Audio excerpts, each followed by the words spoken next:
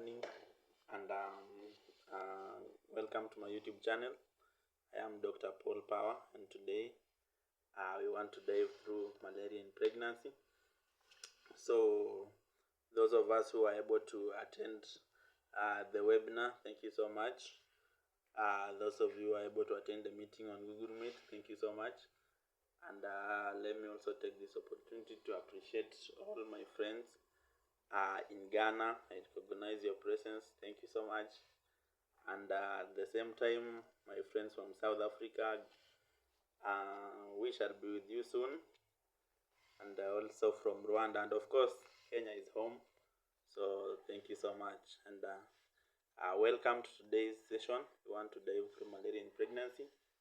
So I don't know if you're able to see my slides.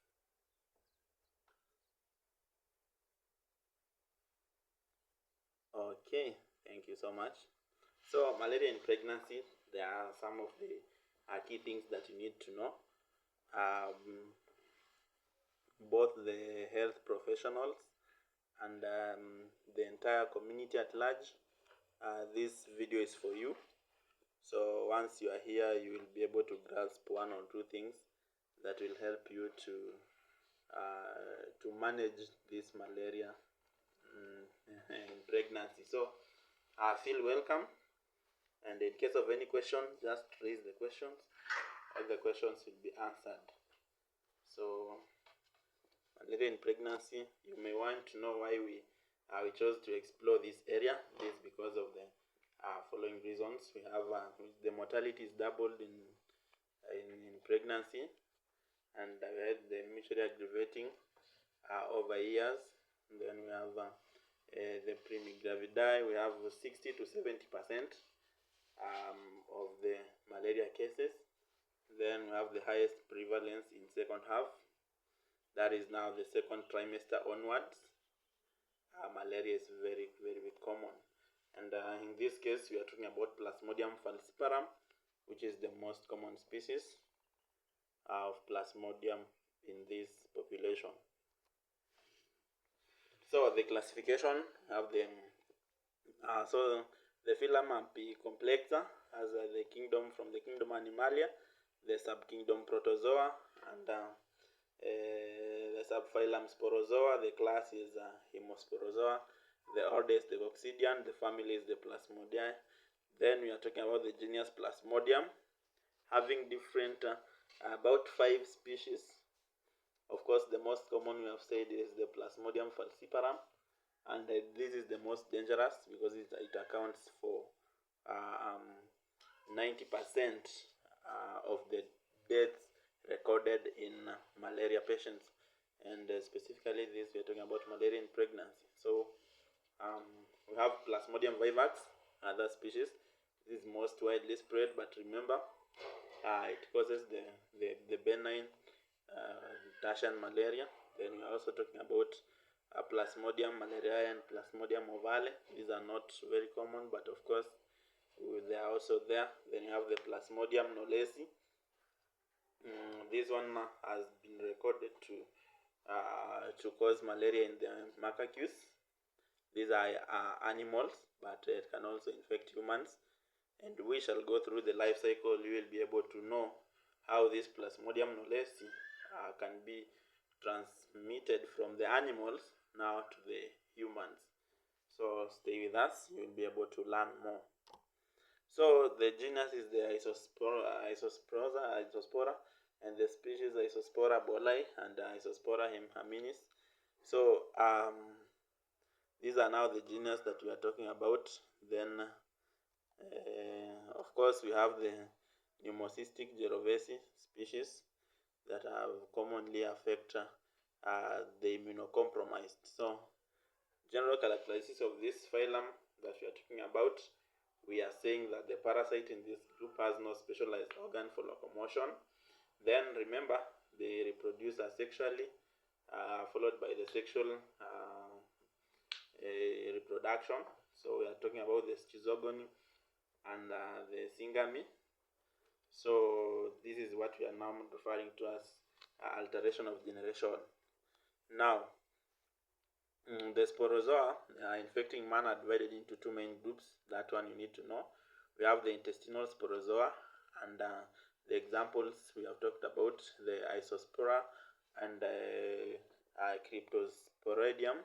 Then we are also saying that number 2 is the hemosporozoa. That one is now the blood inhibiting sporozoa. So the general characteristics, we'll be able to go through them. So remember, all these slides will be shared upon request. So once you request for the slides, you will be able to receive. But those of us who are able to attend the webinar, you have the slides because the slides were shared out. So if you did not attend, then you may also as well request the slides. Then you will get those slides so that you can go through them. That one will suit the students mostly, but also knowledge is power. So whenever you have knowledge, at least you'll be good to go. So we are talking about the Plasmodium. This is now the malaria parasite. The genus Plasmodium, it includes 172 named species of intraerythrocytic parasites that infect a wide range of mammals, birds and reptiles, also amphibians. So in man, we are talking about the Plasmodium vivax, which causes the benign tertian malaria. So this, we are talking about the benign tertian malaria to mean that this malaria that it causes, it is not that fatal. So it is malaria, but it will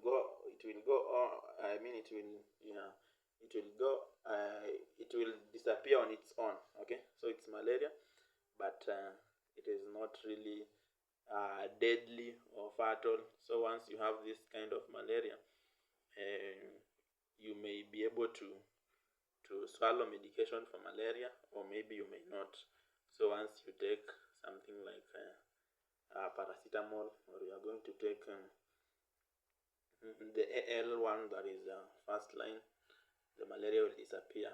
But when we talk about the Plasmodium falciparum, we think that it causes malignant tertian malaria. This is to mean that its malaria can be fatal. So this malaria can kill, the one that is caused by Plasmodium falciparum. But the one that is caused by the vivax and the malaria and the ovale, these ones, they cannot kill. So you must be able to know that. Then we are also saying that we have the malarial parasites of man. So the geographical distribution, how is this malaria distributed, like, or where are the areas that are commonly affected by malaria, these parasites? So we are saying that they are found in all the countries extending from the 40 degrees south to the 60 degrees north. Those are now the malaria belt zones. And the tropics, remember, they form the endemic home of all malarial parasites, e.g. the Plasmodium malariae. This one is now the parasites of the subtropical zone. You are also talking about the P. vivax, which is the prevailing species of the temperate zones. So remember, by large, the falciparum occurs in these tropics, and the level of malaria endemicity can be described as follows. So we are saying that we have the hypoendemic area. We are saying that we have 0 to 10% of the population affected by malaria. So if your area or your zone has 0 to 10% of the entire population affected by malaria, you can term that one as hypoendemic. Then the mesoendemic areas, the 11 to 50% of the population is now affected by malaria. Hyperendemic, greater than 50% of the population. Then the haloendemic, we are saying that it is over 75% of the population has malaria. Now, these terms are important because they define the increasing levels of the prevalence and malaria is estimated by the surveys. So this was estimated using the spleen enlargement and the parasitic rates in this particular group.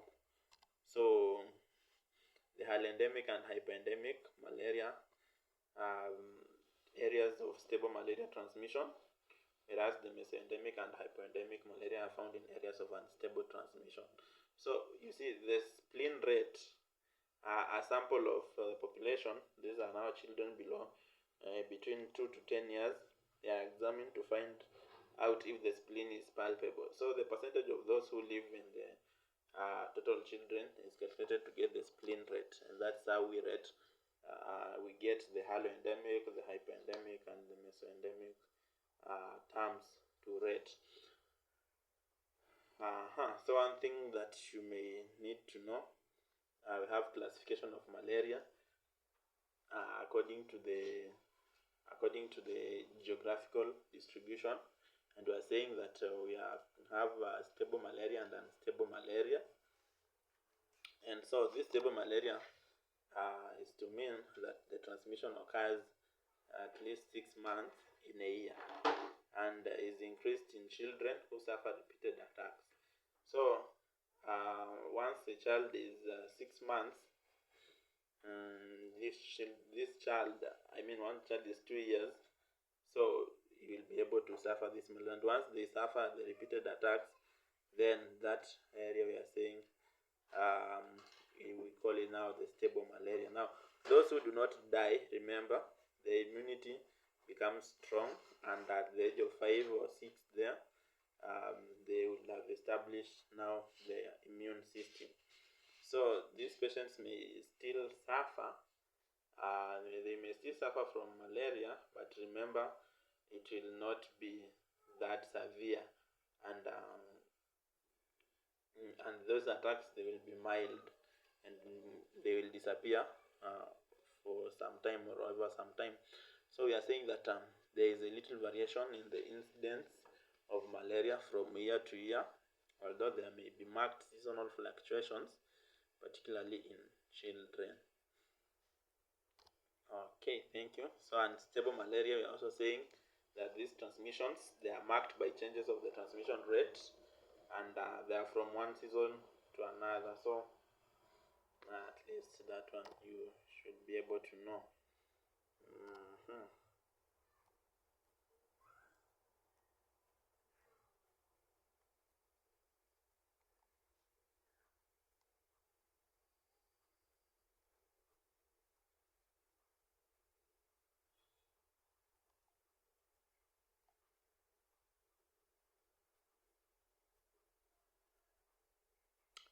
So remember, the coastal region has this parasite prevalence exceeding 50%. But remember, the transmission is maximal by the risk.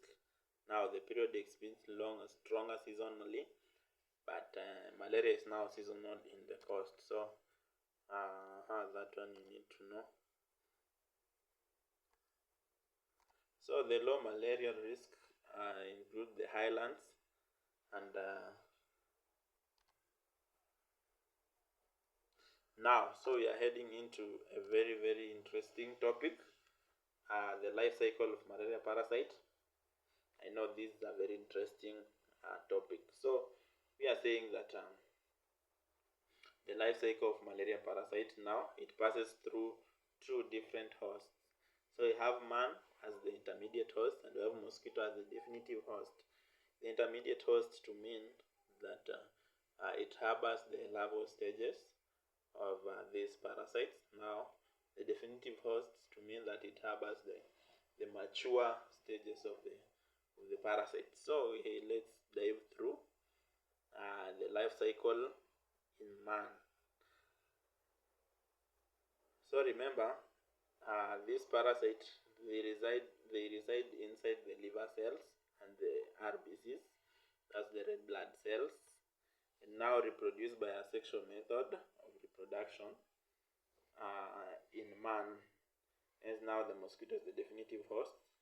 So the human cycle includes the schizogony, one we are calling the sexual phase. So remember, this life cycle begins when the female Anopheles mosquito bites a human, and it will inject now the infective sporozoites. So as the mosquito bites you, and be it a female Anopheles mosquito, then you are saying that the life cycle would have begun, because you will definitely suffer from malaria. And so these are the stages that the parasite will undergo in man. So we have the sporozoites, the infective form of the parasites now. So they will enter the cutaneous blood, and they will travel via your blood then to reach the liver cells, because they have a high affinity for the hepatocytes. So remember, each sporozoites will now undergo this stage, and it will transform to cryptozoites. They will reproduce intracellularly by asexual division, and they will form the schizons. So these schizons are the ones that contain many merozoites. And now this is complete in about 1 to 2 weeks, and it's referred to as the exoerythrocytic stage. So we have the exoerythrocytic stage, and we have the erythrocytic stage. The erythrocytic stage takes place inside the red blood cells, and the exoerythrocytic stage is now the one now taking place inside the liver, inside the liver. So in the red blood cells, there's also got the RBC stage. The merozoites escape from the liver now, and they will invade the circulating red blood cells.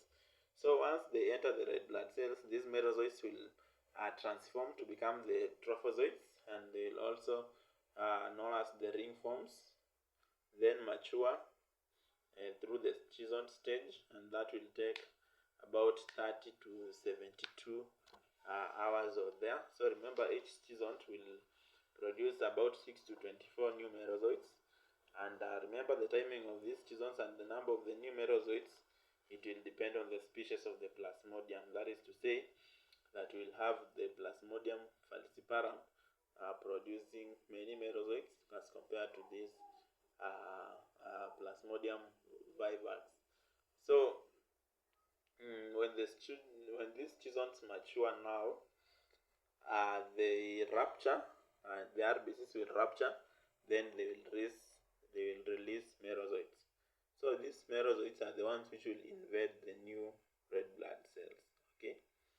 So this cycle of the RBC inversion, the schizogamy, and the cell rupture continually repeats itself, now producing the symptoms that you will be able to see.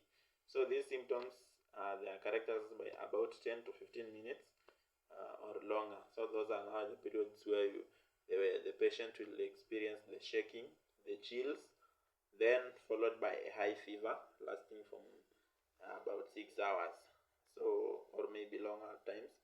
So remember, the patient will begin to sweat profusely, and the temperature will now be returning to normal once the patient is sweating. So the temperature will be returning to normal.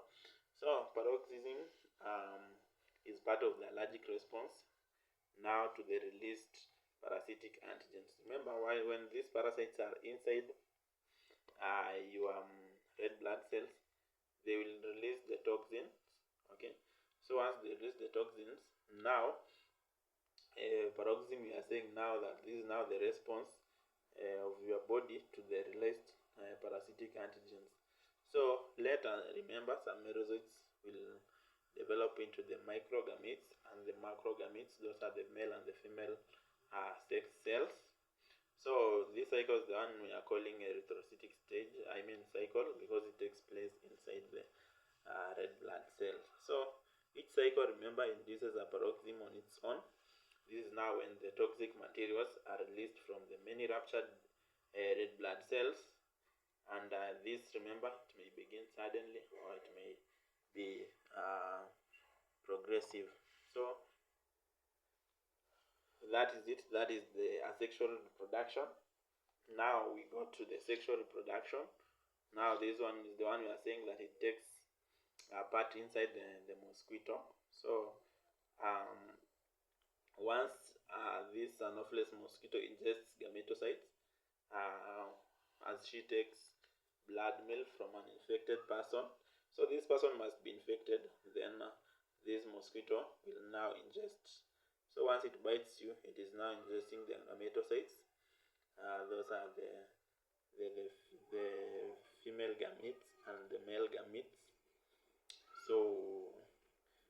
gametes they unite inside the stomach of the mosquito. Now they will form what we are calling a motile zygote. This motile zygote is the one we refer to as an hooknet. So this hooknet, it will move through the stomach, then it will insist on the mosquito stomach wall. So once it's on the stomach wall of the mosquito, it will mature. It will mature after some time. So it matures. An hooknet will mature to an oocyst. Now this oocyst is the one that is containing many infective sporozoids. And remember, these sporozoids, they are now released about 10 days or so. They are released into the body cavity of the mosquito. So they will be freely inside the body cavity of the mosquito. So through the body fluids, these sporozoids, remember, they will be distributed to the various parts of the body, body organs, but they have a special predilection for the salivary glands. So they will move, most of them will move to the salivary glands of the mosquito. So yeah, so that ultimately reach in maximum numbers in the salivary ducts. So once the salivary ducts, this mosquito now becomes very infectious, because once it bites you, you'll be able to contract malaria. So these are now what we are talking about. They will be transferred. So at this stage, the mosquito is capable of transmitting infection to man. So the morphology of malaria parasite, we are saying that they are sickle cell shaped. And remember all that we have said about the life cycle. So the pre-erythrocytic stage, which we are calling the exoerythrocytic stage, it has a single and a single cycle, and it lasts for averagely 6 days. Now mature ones, we are now saying that they contain small merozoites, and the merozoids are liberated on day 7 of the infection, and it will enter into the RBC to start there. Now the RBC stage, RBC cycle. So we are saying that the erythrocytic now, it will occur inside the capillaries of the intestinal organs like the spleen, the liver, the bone marrow, and the placenta. Hence only ring form and are rarely found in peripheral blood. So when you test your patient for the RDT, or you are doing sometimes blood slide, you may not be able to locate these parasites, especially when you're using the RDTs, because these patients, the parasites are not really found in the peripheral blood, so you won't be able to notice them. Now remember, the cycle completes in about 48 hours. So multiple infections of the red blood cells is what you are saying they are common. Now let's discuss the trophozoites. So these trophozoites, we are saying that they are the early ring forms of they consist of a fine and uniform cytoplasmic ring with the nucleus often projecting beyond the ring or lying outside the ring. So remember, these young, when they are young, they are not ring shaped, they are concave discs. So they will appear ring shaped in stain preparations, because the center of the very thin and doesn't stain. So this is very clear about that. So remember, they will feed on the hemoglobin. So they will feed on the hemoglobin by ingesting small amount of red cytoplasm and malaria pigments from